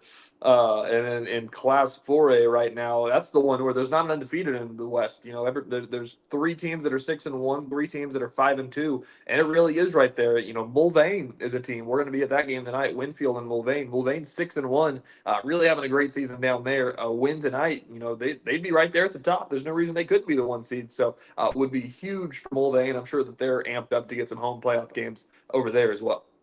And then we can end with Andale. They've been sort of the glamorous team. They didn't get it done last year, but it kind of feels like they're right back in there, right? They'd have to be the favorite in 3A, wouldn't they?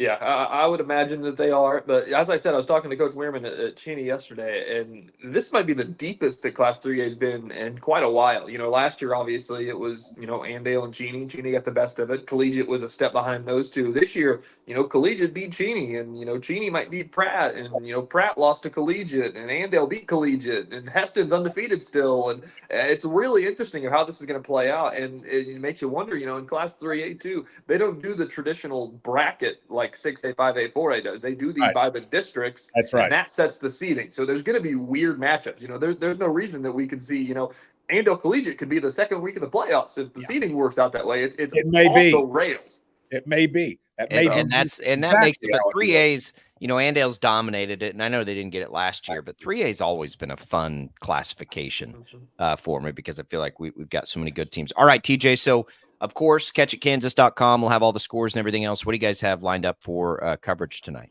Yeah, Brandon's going to be there at the game of the week out in Cheney hanging out. Peyton Sanders going to be with him talking about some football weather. Says it should be a good one tonight. Says like 62 at kickoff. Should be perfect.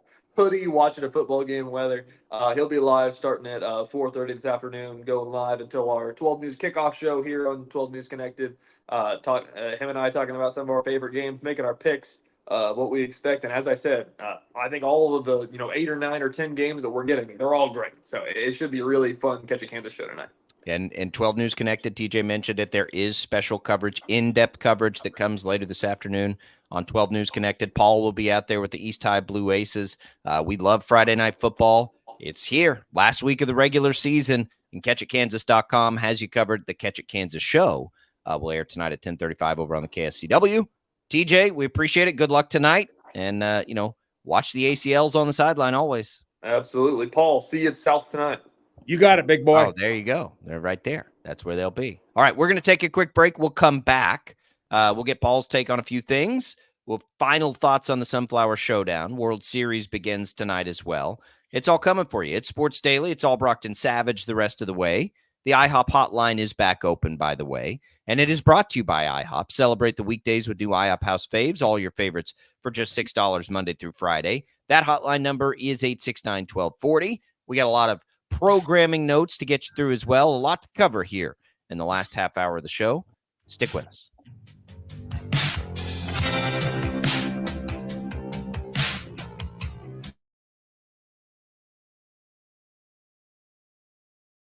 A mourning widow sells her husband's car trying to move on, but the checks came back in his name. How do they expect him to cash this check? Looking for answers, fact finder Brandon Stitt went to the Department of Revenue. A proposed energy plan that threatens Kansas landowners, meaning some families could lose their homes. My land is not for sale. Others' land is not for sale. Our lifestyle is not for sale. 12 News took their concerns to Senators Marshall and Moran. When you need answers, turn to the fact finders for help. Right. Start your day with 12 News this morning. Get ready with Jake's accurate hour-by-hour forecast, so you'll know if you need a jacket when you walk out the door or an umbrella by lunch. Start your day knowing what happened overnight and what's happening now. Live, breaking news all morning long. And plan the best route to work and school with traffic from across Kansas. Start your day right. Start your day with 12 News this morning on KWCH and KSEW. Hey, Wichita, Jim Rome here, celebrating over 25 years as the #1 midday sports talk show on Wichita Radio. Find out why. Tune into the jungle, weekdays 11 until 2 on 97.5 and 1240 KFH. Sometimes people tell us, I don't get it, it's just tea. But let me tell you, we are so much more than just tea.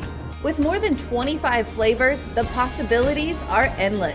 Come on in and try them all for free to find your favorite or get us on the go for your busy lifestyle. And don't miss happy hour every day for half-price cups of tea. So the next time someone tells you it's just tea, tell them to come by and find out why we say drink tea, be happy.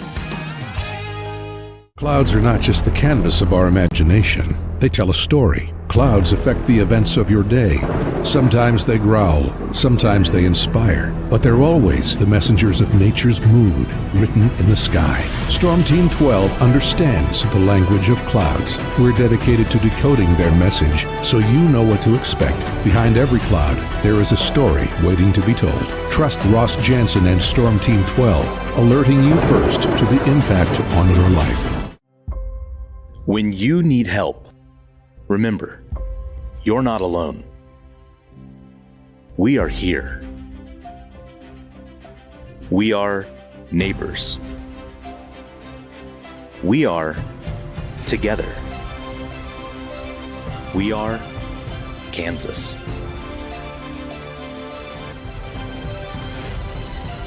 We are 12 News. They say it takes a village. Come together and support local businesses in our neighborhoods. When you contribute to local shops, more money goes back into the economy. Shopping local makes our state stronger. So give back to the communities you love and watch our businesses and communities thrive. Shop local and be Kansas proud. At 12 News, we know you're busy, which is why we're here whenever you need us. Anytime, any screen. With live breaking news. Critically hurt after an apartment. Storm Team 12 forecast. Snowing for many miles. And the stories you don't want to miss. The scene's still very active. Just search KWCH 12 News wherever you stream and catch up on the latest news of the day. All for free and on your schedule, hopefully making your day a little bit easier. And did I mention the Storm Team 12 forecast? 12 News whenever you want. Sometimes people tell us, I don't get it, it's just tea. But let me tell you, we are so much more than just tea.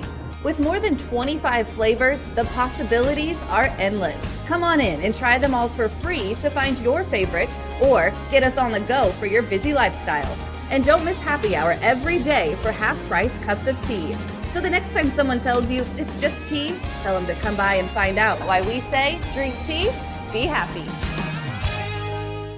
Determining fact from fiction. That's our full-time job. You need to have someone give you the whole story from every side. To help you when no one else is listening. You need someone to put you first. That's what we do. We bring you the facts first. When you need it. Wherever you are. 12 News. Facts first.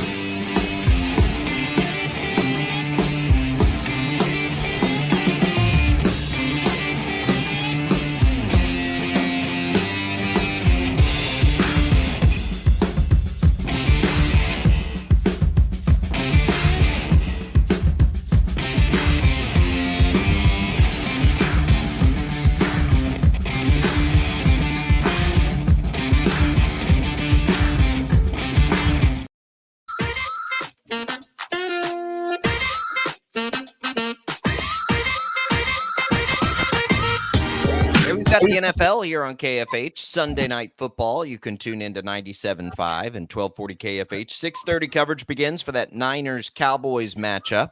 You can simply download the Odyssey app and search for KFH at game time as well. There's a lot of different programming things happening. Let's cover it here real quick. Regular programming all day today. And then on Saturday, it begins with 11:30 coverage of Butler and Hutch. Here we go. It's a top 15 matchup at Hutchinson, one of the big games of the week. That'll be right here on KFH. Again, that coverage begins at 11:30 for the huge rivalry game there. It's rivalry weekend because we also get the Sunflower Showdown. You'll hear the Wildcat Radio Network, K-State, with our buddy Wyatt Thompson. That coverage begins at 5 o'clock for the 7 o'clock kick. K-State at home, of course, against KU. Then on Sunday, Chiefs Raiders coverage begins at 2 o'clock over on the Chiefs Radio Network, which you find on KNSS. You'll get Shocker men's basketball taking on Emporia State. We have radio coverage of the exhibition game. That's on KEYN. That coverage begins at 5:30. And then you get Sunday Night Football right here, as we mentioned on KFH. That coverage begins at 6:30. It is a busy weekend, Paul. We've got college basketball getting going this weekend. We have the World Series getting going tonight. Most eyes, though, are fixed on the Sunflower Showdown. And KU, who has positioned itself to make this, it would appear, a much more competitive game. Where did you end up picking, by the way? I took K-State to cover. Where did you end up picking on that? I took K-State as well. I do think this will be a very entertaining football game. I think KU might be outgunned a little bit. But if you could tell me right now, Paul, that Jalen Daniels looks as good as he looked last week, really, if he's close to what he's been the last 2 weeks, I would say KU's got a good chance to make some noise here. We know they can run the ball. I just don't know if they can stop K-State on the other side of it. Yeah. But this should be a wildly entertaining football game, I think. Well, let me ask you this. Do you think when you look at K-State, what do you think of their defense? I mean, it's a good defense. Do they get pass rush? Yeah, they get some pretty good pass rush. Can they disrupt a quarterback like a Jalen Daniels? Yes. K-State is capable. They have that kind of defense. I look at this mostly as the K-State defense against Jalen Daniels. I'm going to go with K-State's defense.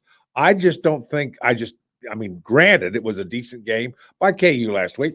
But, Jacob, this is a team that's got some problems, some innate problems. They're not just going to go away because you're playing your in-state rival. That's not going to happen. I hear you on that. I think what I would be afraid of if I was a K-State fan is that what they've wanted to do defensively, which is, stop the run of the opposing team and let teams throw a little bit, is going to be difficult to do against this team, right? Because KU, we know, a lot of we've followed Jalen Daniels so closely because he played so poorly at the beginning of the year, and now he's beginning to look like Jalen Daniels.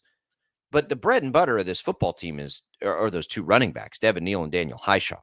So even with Daniels looking better and the incredible talents they have at wide receiver, they want to run the ball. And K-State does not want them to run the ball. K-State would love, I think, for this to be Jalen Daniels throwing the ball 30 times in this game. So that, to me, becomes the big matchup to watch. If K-State early can establish that KU's not going to be effective on the ground, I think K-State will be just fine in this game.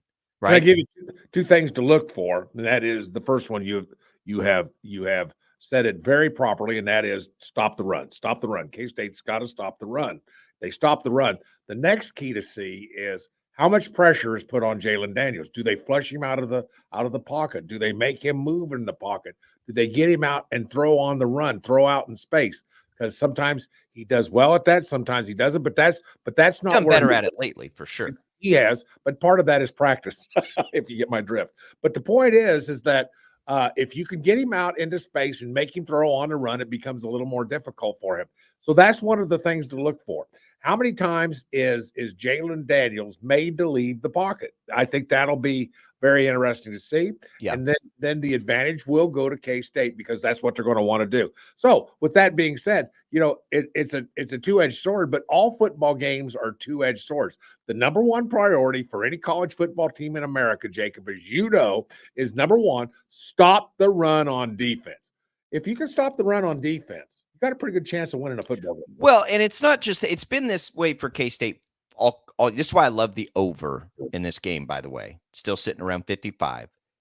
I love the over because if K-State has this go the way they want it to, there's going to be a lot of points scored in this game because they do want teams to throw it. And if you're inviting a really gifted quarterback when he's right with gifted receivers, lots of opportunities to throw the ball, you're inviting lots of opportunities for big plays on offense, right? Right. But what K-State's been really good at this year and why this has been a sound strategy for them is because it does let them force havoc, right? Like, yeah, KU would probably score some points, but if you make them throw that much, you're also inviting the opportunity for drive-ending sacks, right? That's why, defensive linemen get paid so much money in the NFL. So no matter how bad your defense is, if you sack the quarterback, that drive's probably over. That's right. And turnovers and interceptions. Mm-hmm. So if K-State's going to be this big opportunistic defense, which is when it's at its best, I think that's why they want KU to throw it a ton. It's hard to turn KU over when they're just running the ball down your throat. Right. And that's been K-State's philosophy all year. West Virginia, before the quarterback went down, West Virginia was running the ball. That's when that game was a whole lot closer. It's when the quarterback had to leave the game, unfortunately, due to injury, and their run game stopped, that K-State was able to pull away and dominate that game. Right. And from a betting standpoint, which we all have got to take a look at the betting aspect. Well, sure. And your bet for going over might be really good because if you can get Jalen Daniels forced into throwing the ball because the run gets shut down, the game will last longer. There will be more plays. Right. Drop passes, the clock stop. Going out of bounds, the clock stops most of the time. That's a good point. And so the game will be longer. There will be more plays. There will be more opportunities to score. So I like the way you're rationalizing that with regards to the betting aspect of this.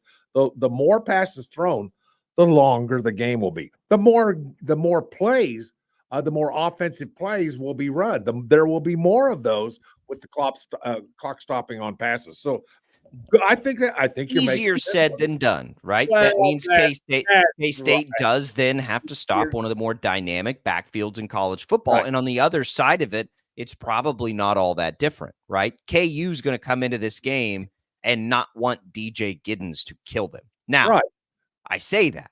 West Virginia did the same thing. They slowed DJ Giddens down on the ground, and K-State crushed him because Avery Johnson showed everybody he can throw the ball. And that's, I think, for a lot of people, Avery Johnson's this dynamic athlete, this great talent, and people think, oh, man, that dude can run. What we know after watching him play high school football and followed his recruitment, he's just as gifted a thrower as anybody in the country. Mm-hmm. Now, he's young, right? He's 19 years old. He's still learning the things that make you effective at the college level, but he's getting better at it every single week. Yeah. So like defensively, I don't think KU's game plan is any different than K-State. They'll sell out to stop the run. We'll see. I don't know how much Avery Johnson's going to run the ball. He didn't run it at all against West Virginia. And remember, he's nursing whatever the injury was that happened against Colorado. So maybe they're inviting him to throw the ball too. And that's what I mean. That's why I like the over. I think both teams are going to get forced into throwing it quite a bit. I would imagine that we get a ton of big plays in this game. Like a ton of long touchdowns, if I had to guess at it. And so then, like, if we're looking at, like, the over for me, it's like, do I envision KU scoring 21 points in this game? Do they score 3 touchdowns? I would say yes, they do. And if they score 3 touchdowns, I think this game's getting over, right? I think there's the chance there's going to be more than that. I do too, because K-State's got a big test here. They've got a big test defensively. KU's offense, when it's going correctly, is going to be as good and balanced an offense as any team will face in the Big 12. they are beginning to click. You're beginning to see Jalen Daniels and Grimes find it as the play caller and the quarterback. What's really been unfortunate for KU is their defense has really let them down. But the offense is picking up that steam of what we thought this offense could be. And so, yeah, I would envision any time that KU plays football, they're going to be able to score a lot of points the rest of the way, the entire way through the rest of the season, because Jalen Daniels has figured it out with Grimes, or whatever the reason is. He's playing much better. They their wide receivers are incredible, so they're going to score some points. I don't think they can stop K-State from scoring points. Right. I think it's fascinating you bring up the University of Kansas defense. And that is because, we thought it was going to be pretty good. We thought, well, if they're playing good, they're going to play good. And the first 2 or 3 games, they had those moments. But the one thing that bothered me is that with the KU defense, somewhere on those early games, although they played well, most of the game, they would have a quarter or they would have a drive. Remember against UNLV, I'll never forget watching that drive that lasted, I thought, like forever. I thought my whole Saturday was wasted. That drive took so long. 18 plays, 80 yards. It took forever. They had the ball almost 10 minutes of the quarter. And I'm talking about UNLV. Seems like it took forever. I've seen those moments with KU that I thought to myself, I'm not so sure that this is going to be a defense that everybody is going to be saying, oh, they're the strength of the team. And that was said in the first few games. Yes, it was. I was saying it. They looked really good defensively the first few games. But we saw indications that, not so fast, my friend. Thank you, Lee Corso. But I don't know about this defense. I think it has some problems. I mean, the University of Kansas has some problems on certain areas within their football program. They're figuring it out, but the problem is the season's getting over. I mean, come on, we're almost at the end of October. I mean, the reason I took K-State in the basement is because you're going into the Bill, and K-State's just been so dadgum good, right? Playing, yes. I mean, that's if this game's not in Manhattan, then maybe, but that's feels a little too much for KU, but I do think we're going to get a good game. I can't wait for it. Again, coverage on the Wildcat Radio Network starts Saturday at 5:00. So you'll be able to hear that right here on KFH. We'll come back. We'll wrap this thing up. It's been a fun football Friday. Don't go anywhere.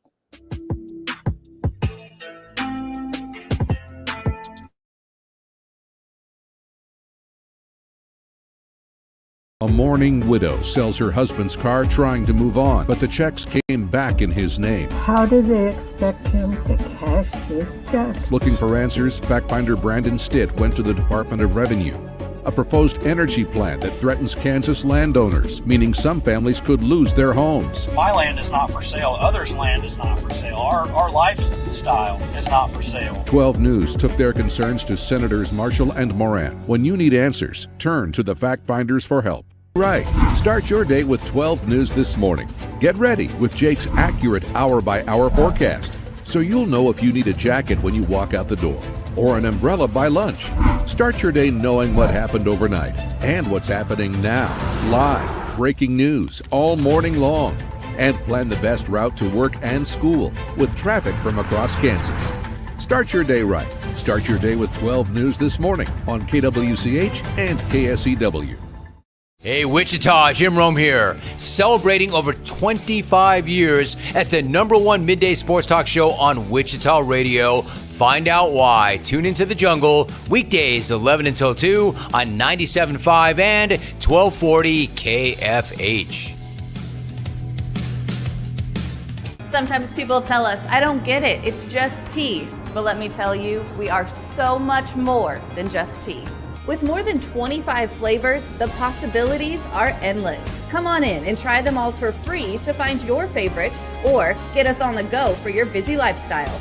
And don't miss happy hour every day for half-price cups of tea. So the next time someone tells you it's just tea, tell them to come by and find out why we say drink tea, be happy.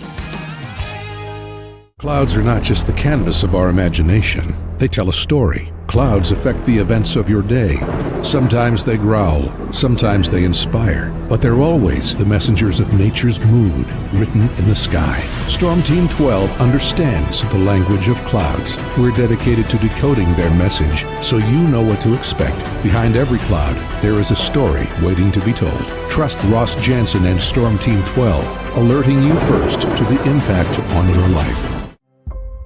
When you need help, remember, you're not alone. We are here.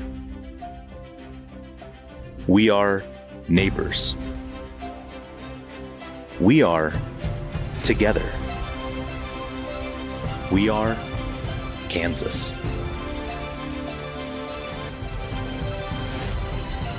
We are 12 News. They say it takes a village. Come together and support local businesses in our neighborhoods. When you contribute to local shops, more money goes back into the economy. Shopping local makes our state stronger. So give back to the communities you love and watch our businesses and communities thrive. Shop local and be Kansas proud. At 12 News, we know you're busy, which is why we're here whenever you need us. Anytime, any screen. With live breaking news. Critically hurt after an apartment. Storm Team 12 forecast. Snowing for many miles. And the stories you don't want to miss. The scene's still very active. Just right search KWCH 12 News wherever you stream and catch up on the latest news of the day. All for free and on your schedule, hopefully making your day a little bit easier. And did I mention the Storm Team 12 forecast? 12 News whenever you want. Sometimes people tell us, I don't get it, it's just tea. But let me tell you, we are so much more than just tea.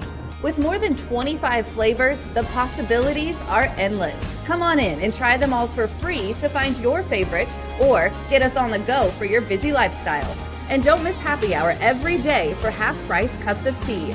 So the next time someone tells you it's just tea, tell them to come by and find out why we say drink tea, be happy. Determining fact from fiction. That's our full-time job. You need to have someone give you the whole story from every side. To help you when no one else is listening. You need someone to put you first. That's what we do. We bring you the facts first. When you need it. Wherever you are. 12 News. Facts first.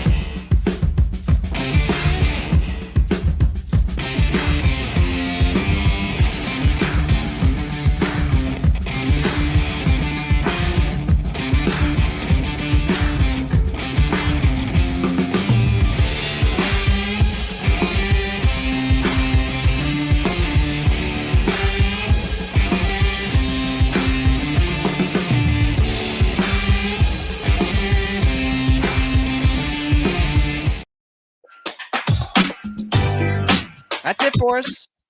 Paul, been a pleasure. Had fun, big boy. Good luck to your Blue Aces tonight. Paul will be out on the sidelines. Make sure to watch all the high school football coverage at catchitkansas.com. We appreciate TJ Cleveland and Brandon Zinner stopping by today as well to make some picks for Paul and Tommy and Jad and everybody. We appreciate you listening. We'll be back here Monday to talk all about it.